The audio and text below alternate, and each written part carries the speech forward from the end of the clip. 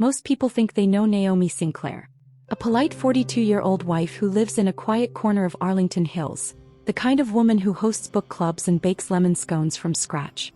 But what they don't know is this: Naomi isn't just Jordan Sinclair's housewife.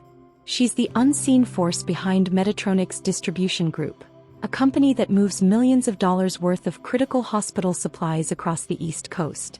And yet, the man who shares her bed believes she spends her days rearranging furniture and clipping coupons. Naomi makes $145,000 a year, officially, but that's a fraction of the empire she's quietly built. Still, none of that mattered to Jordan. They met the year she turned 30 at a barbecue thrown by a friend she barely kept in touch with. Jordan had this effortless charisma, a way of making her feel like she was the only person in the world worth listening to. He noticed things: the way she drank her iced tea with a bent pinky, or how her voice lifted ever so slightly when she spoke about jazz. Naomi was smitten. Within a year they were married, and for a brief moment she believed she'd made the best decision of her life. But fairy tales have a short shelf life. The warmth faded first. Then came the deflection, the defiance. Jordan's job paid little more than minimum wage, but when Naomi gently suggested he consider better opportunities, even offered to pull strings at her own company, he scoffed. "I'm not some charity case," he said. "I don't need my wife finding me a job like I'm her child." That was the first time Naomi realized she wasn't living with the man she married. She was living with a stranger wearing his face. Naomi had never asked for gratitude. She wasn't raised that way. Her mother, Lillian, taught her that real love gives without keeping score. But every time she reached out to help Jordan, it felt like she was trespassing into forbidden territory, a fragile ego guarded by barbed wire. When her company posted an administrative role, no degree required, just professionalism and clear communication, she thought this could change everything. The salary alone was more than double what Jordan earned, and it came with benefits he hadn't had in years. Naomi discreetly asked human resources to keep the position open. She'd already prepped the hiring manager. All Jordan had to do was say yes. But when she brought it up over dinner, Jordan's face darkened. He set his fork down like she'd insulted his entire bloodline. "You think I'm that pathetic? That I need my wife to pull strings for me? Don't meddle in my business, Naomi." She sat there, stunned. For a man who claimed he was drowning in stress, he sure refused every lifeline thrown his way. His pride wasn't just sharp, it was toxic. Naomi bit her tongue, her chest tight with disbelief. He didn't want solutions. He wanted submission. Still, she tried to make things work. If he wouldn't improve their life, she would carry the weight alone. Quietly, she deposited $1,400 into his account every month. She told herself it was to keep things smooth, to prevent more fights, to maintain the illusion of harmony. But the money vanished quicker than it came: new sneakers, overpriced gadgets, and hours lost to online games. Then came the texts: "Gas is ridiculous. Food's expensive. You wouldn't understand, you don't pay for anything." Each message chipped at her spirit. Not because of the money, but because the man she loved couldn't even see her exhaustion. Naomi could handle the silence. She had grown used to walking through a house where no one asked how her day went. But what pierced her deeply was how Jordan acted like her labor. Her late nights, her travel, her sleepless strategy calls meant nothing. In his mind, she was a homemaker with too much free time and no real stress. The man who once studied the way her eyes sparkled in candlelight now couldn't tell when she was too drained to speak. One Friday, Naomi had been on back-to-back video calls all morning, buried in quarterly numbers and emergency supplier negotiations. Her mother, Lillian, sensing her daughter's fatigue, came over with a basket of produce and tidied up the house while Naomi worked from the home office. When Jordan walked in that evening, he tossed his keys on the entryway table and stopped dead. Without even looking at Naomi, he muttered, "Another stranger in the house again. I need peace and quiet when I come home." Lillian stood still, mid-wipe of the kitchen counter, her gentle hands trembling. Naomi rose slowly, fighting the storm rising inside her. "She's not a stranger," she said through clenched teeth. "She's my mother. He came to help. To help us." Jordan didn't flinch. "Well, that's your perspective. I'm entitled to mine. And I'm uncomfortable in my own home." Naomi turned away. Not because she agreed, but because the tears were coming too fast, too hot. That moment, that dismissive shrug toward the woman who raised her, left a hairline fracture in their marriage. and fractures she knew had a way of growing. After that night, silence filled every hallway. They still sat at the same table, shared the same bed, but everything warm had gone cold. Naomi often wondered what had shifted first, his eyes or his heart. In the beginning, Jordan used to pull her close without reason, whisper goodnight as if it were sacred. But now he barely looked up from his phone. Dinner conversations died in their throats. The warmth was gone, replaced by a chill that settled into the floorboards. He became irritable, unpredictable. One wrong placement of the TV remote could spark a tirade. A towel folded the wrong way became an offense worthy of silence or snarling remarks. Naomi adjusted quietly. She told herself this phase would pass. That work stress had turned him bitter. That maybe if she loved a little harder he might soften again. But the illusion unraveled one ordinary evening. She had just returned from a 3-hour. There's a kind of loneliness that doesn't come from being alone. It comes from being next to someone who no longer sees you. Naomi lived in that loneliness like it was wallpaper, covering the walls of every room in their home. She started to feel like a maid with no wages, a silent fixture whose value was judged by the warmth of dinner or the alignment of the bathroom towels. Her body was healthy, but her spirit, it was wearing thin. She remembered the night she fell ill vividly. A brutal flu hit her, high fever, aching joints, nausea. She couldn't even stand. Curled under layers of blankets, Naomi waited for footsteps, for a knock, for something from the man who once vowed to protect her in sickness and in health. What she got was the sound of Jordan's voice from the doorway. Detached. Told, "Hurry up and get better. I don't have time to take care of you." Then the door clicked shut. Naomi stared at the ceiling, her lips dry and trembling. That moment rewrote everything. The vows. The memories. The quiet hope that maybe, just maybe, he still cared. That hope died in the stillness of that night. She didn't ask for much. A bowl of soup. A warm towel. A moment of tenderness. But Jordan didn't bring any of those things. What he brought instead was confirmation that she was entirely alone in this marriage. And yet she told no one. Not even her mother Lillian, who loved her with a ferocity only mothers know. Naomi smiled through phone calls, said, "I'm fine," with mechanical ease. She didn't want pity. She didn't want questions. What she wanted was to feel like herself again, but she was starting to forget who that woman even was. It was a quiet Saturday when Lillian came by again, her arms full of Naomi's favorite comfort food, sweet yam stew and fresh-cut fruit from the market. Naomi had barely had time to sit before Jordan came through the door, dropped his keys with a loud clink and sighed like he'd walked into chaos. Again. "There's always someone sitting around this house," he muttered, not even making eye contact. Naomi stiffened. Her mother, ever gracious, kept her smile. "Just dropping by to check on my girl," she said warmly. "I won't stay long." But Jordan wasn't finished. He opened the fridge, grabbed a drink and said, as if Naomi weren't even in the room, "I'm not having dinner with outsiders. Some people just don't know how to respect boundaries." The words pierced like splinters. Lillian gently placed her bowl down, her fingers trembling. "I think I should go," she whispered, glancing at Naomi with motherly concern. "I'll come by another time." Naomi followed her to the door, her stomach sinking with every step. When the door shut behind her mother, something in Naomi snapped. He turned to Jordan. Her voice didn't tremble this time. "Do you even hear how cruel you sound?" He didn't flinch. "I'm just being honest. If you can't handle that, that's your problem." Naomi stood in the kitchen, alone with her thoughts and the echo of everything that had broken between them. The house was still, but inside she was screaming. The weeks that followed blurred. Naomi pushed herself harder, filling her hours with work, with anything that kept her from sinking into that silent house. She didn't cry. She didn't complain. She just worked until her body said no. She remembered standing in her office, the light flickering on her laptop screen, when the floor beneath her tilted. The world went dim, then black. She woke up under hospital lights, a soft beep echoing in the background. Her limbs were heavy, her thoughts fogged. A nurse leaned over her, adjusting the 4 in her arm.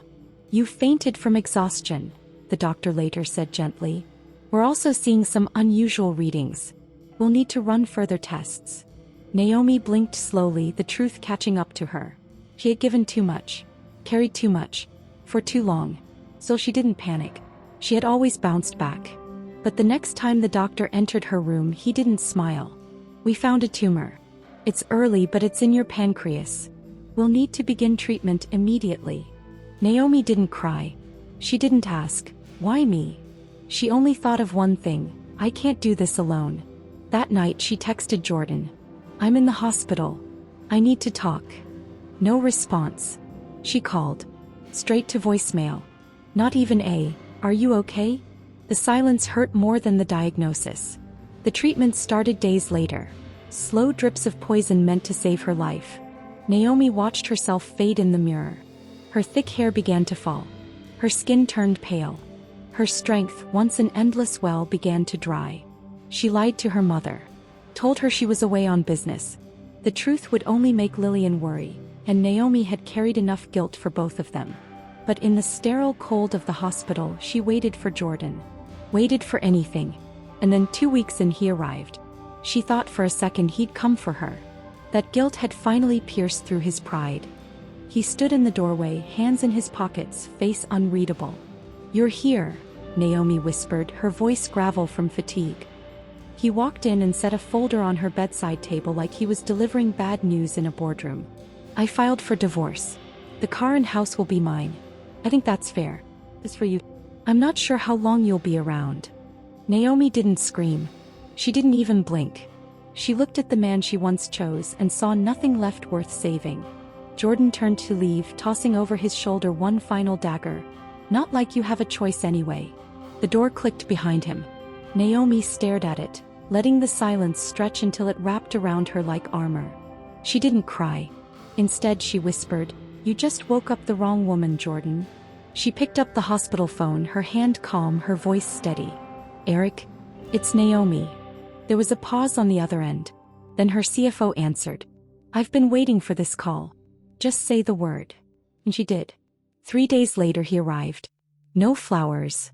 No pity. Just a leather briefcase and a fire in his eyes. She signed the first paper with a hand that no longer trembled. Naomi had always hidden behind a quiet life. Her mother's name was on all the documents. Jordan never knew she was the very woman behind the empire that kept his company afloat. Till now. The next morning, Naomi signed the termination letter. The contract between Metatronics Distribution and CoreLogix, Jordan's employer, would end immediately. That agreement alone made up 60% of CoreLogix's revenue. Jordan had led the pitch for it, proudly believing it was his crowning achievement. He never knew the real decision-maker was on the other side of the bedroom wall. By 3 p.m. her phone buzzed.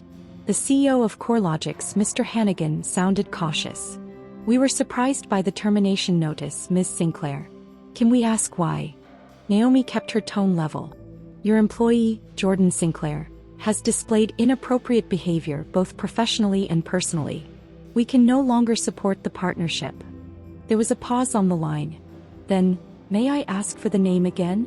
She repeated it with precision. "Jordan Sinclair." That evening, Jordan came home looking like he'd seen a ghost. Quiet. He stood at the fridge, back turned, then finally muttered, "I got laid off." Naomi didn't flinch. She set her book down, walked to the drawer, pulled out a file and laid it in front of him. "I know." He opened it. Inside, the truth. "You're the CEO?" Naomi nodded. And with the calm of a woman finally reclaiming her crown, she whispered, "I always was. Needed rest. Stillness. Joy." And that's exactly what she was reclaiming. One morning at a time. Naomi's world was getting quieter. In the best way. No more arguments disguised as conversations. No more passive-aggressive sighs or slammed doors. Just the soft rustle of wind against the lake and the sound of her breath coming back to her. But across town, Jordan's world was imploding. He had moved in with a high school friend, a man who lived in a third-floor walk-up with broken blinds and peeling paint. Pride kept Jordan from telling people the truth, but whispers carried farther than he expected. He sold his prized sports car, the one he used to call his freedom machine, just to cover 2 months of credit card bills. Most of that debt, dinner tabs and electronics, things Naomi had once quietly paid off behind the scenes. Job offers? None. His record, now tainted with formal warnings and contract fallout, followed him like a shadow. He finally took a night shift role at a delivery center, loading boxes in silence, too ashamed to meet anyone's eye. Naomi didn't smile at his collapse. But she didn't mourn it either. Some men only learn through ruin. Of all the names tangled in Naomi's unraveling, Alyssa Morgan disappeared the fastest. After the scandal broke, Alyssa deleted her social media. Her internship was quietly terminated. No statements. No tears. Just silence. Eliza, Naomi's lawyer, mentioned the girl's family had paid part of the damages in private. They'd been desperate to avoid litigation. Her father was an executive in CoreLogic's Chicago branch, and the shame would have rippled through the company. Word had it Alyssa was sent back to her family's rural estate in Iowa, her future left to grow weeds. Naomi didn't care for revenge. But justice, quiet and lawful, had a taste unlike anything she'd known before. On the morning she received the official discharge note from her oncologist, clear, Naomi stood outside the hospital and let the autumn air fill her lungs. She didn't cry. She smiled. Because this time it wasn't just her body that had survived. It was her soul. 2 months passed before Naomi set foot back in the offices of Medtronics. She didn't know what to expect. She hadn't seen her team since the diagnosis. She was just beginning to feel human again, her strength inching back, her hair forming new shapes. As she stepped into the main conference room, she was greeted not with silence, but with a standing ovation. Every person she had mentored, built with, fought for, they stood, clapped. Some with tears, some with awe. Eric handed her a mug with a simple phrase etched in gold. "Welcome back, boss." Naomi grinned. A real one. One that made her cheeks ache. She'd once feared that losing Jordan meant losing her balance. But now she saw the truth, he was never her anchor. She had always stood on her own. Now she stood taller than ever. Life no longer moved in urgency. Naomi had mastered the art of slow. Her days began with sunlight across her face, not alarms. Her nights ended with bird songs by the lakeside, not quiet sobs on her pillow. She turned down every date invitation that came after her return.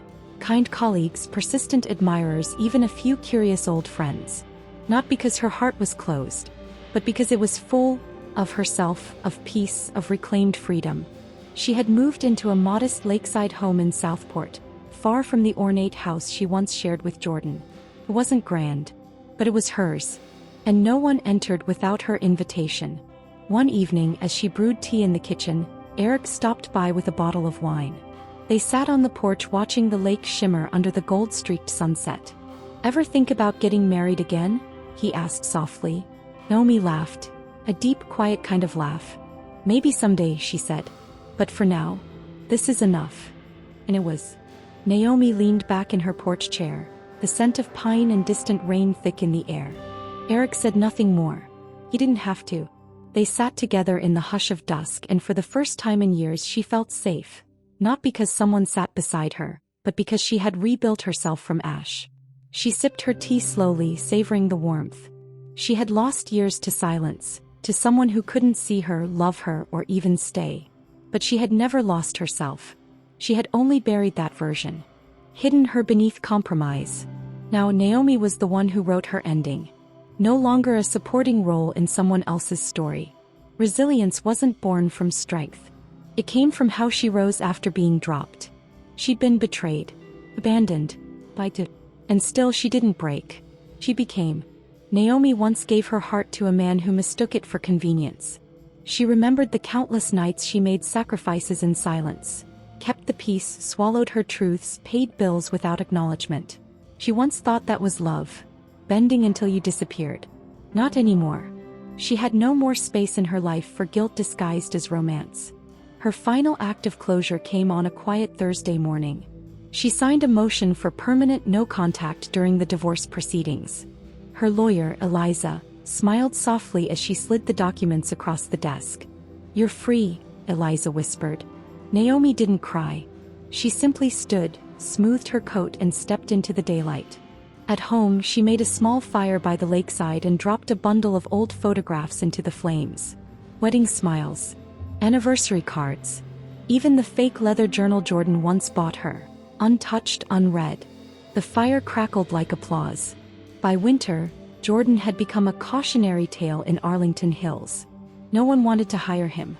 His file was quietly shared among corporate circles, his misconduct whispered at meetings and over coffee breaks. He moved into a cramped apartment in a forgotten part of the city, his phone constantly ringing, not from friends or family but from debt collectors. His credit score collapsed and with it his sense of self. He tried to reach out through mutual contacts, but Naomi had erased the pathway back to her. Every road led to silence. As for Alyssa, she remained missing from public life. Rumor had it her parents had stripped her of her social accounts and sent her away to recover what was left of their family name. But Naomi didn't concern herself with where they ended up. He was busy living. Spring arrived with birdsong and morning fog. Naomi stood by her living room window, her short hair now a halo of soft curls framing her face. Her body had survived the war, but it was her spirit that emerged victorious. She no longer felt the need to prove her worth. Not in boardrooms. Not in bedrooms. She'd built empires, nurtured love and lost it all. And still she had herself. Her company Metatronics was thriving. Eric had taken over operations so she could step back and live. Really live. One morning, as the lake reflected a sky streaked with gold and blush, she whispered a quiet promise to herself. I will never disappear for anyone again. That vow settled deep in her bones like a second heartbeat. Naomi's days were now her own. She woke up when her body told her to. She brewed herbal tea while humming softly to jazz. He kept a garden. Read in the sun. Walked barefoot on her porch. She didn't need grand declarations or a new man to affirm her worth. Her peace had been earned, not gifted. Sometimes Eric would stop by and they'd talk for hours without needing to fill the space. Once he asked again, half laughing, still not ready for another relationship? Naomi smiled at him gently. I'm not afraid of love. I'm just no longer desperate for it. They clinked mugs and the silence that followed was the kind that comforted. Naomi sat at the edge of the dock one evening, toes skimming the water, journal in her lap. She thought about everything she had endured. The betrayal, the illness, the abandonment, and still she was here, alive, whole. She wrote only one sentence on the page that night. This time the story ends with me, not broken but brilliant. Her past no longer haunted her. It humbled her, sharpened her, taught her what love was not so she could someday recognize what it truly is. But for now she wasn't looking forward. She was looking inward. And that was enough. Because when a woman finally chooses herself, not out of spite, not out of vengeance, but out of truth, she becomes unstoppable. And Naomi Sinclair? She was just getting started.